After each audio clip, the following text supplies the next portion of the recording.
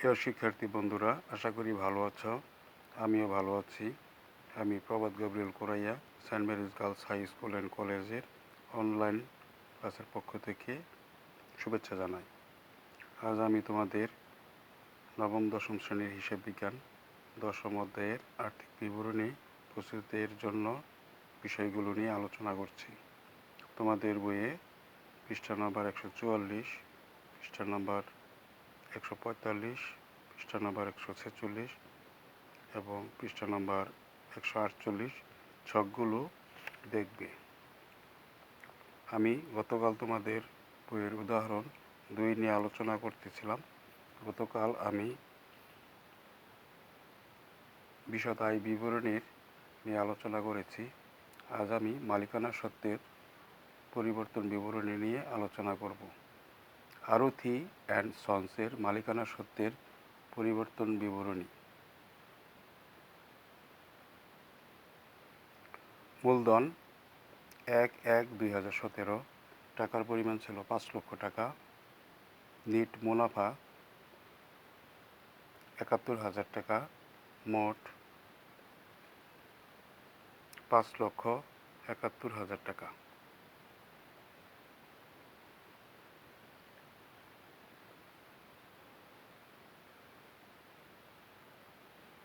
এখন আমি তোমাদের আরথি অ্যান্ড সন্সের আর্থিক অবস্থার বিবরণী 31 ডিসেম্বর 2017 নিয়ে আলোচনা করছি।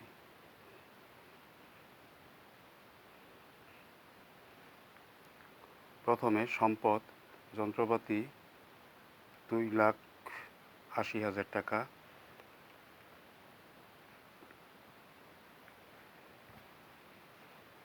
বাদ পুঞ্জীভূত অপচয় 56,000 টাকা, যা রেওয়া মিলে দেওয়া আছে। আর চলতি বছর 2,28,000। দুইটার যোগফল 84,000 টাকা। বাদ দিলে আমাদের 1,96,000 টাকা সম্পদের ঘরে বসাতে হবে। জমির মূল্য 4,73,200 টাকা। মোট স্থায়ী সম্পদ 6,69,200 টাকা। চলতি সম্পদ। প্রিয় শিক্ষার্থী বন্ধুরা, আমি তোমাদের জানার জন্য বলছি, তোমাদের বইয়ে 158 পৃষ্ঠায় তোমরা এই উদাহরণ অঙ্কটি পাবে। চলতি সম্পদ নগদ ও ব্যাংক 15,000 টাকা। দেনাদার 7,000 টাকা। বাদ সমাপনী কুঋণ এবং সন্দেহজনিত দেনা সঞ্চিতি 700 টাকা। বাদ দিলে 6,300 টাকা। অগ্রিম প্রদত্ত বিমা 2,500 টাকা। সমাপনী মজুত পণ্য 4,000 টাকা। মোট চলতি সম্পদ 27,800 টাকা।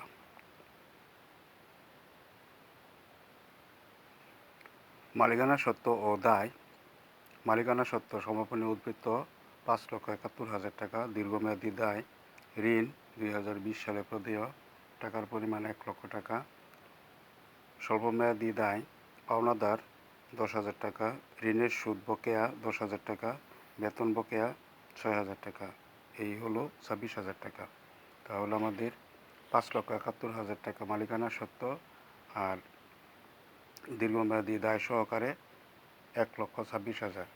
এই হলো মোট দায় 6,97,000 টাকা।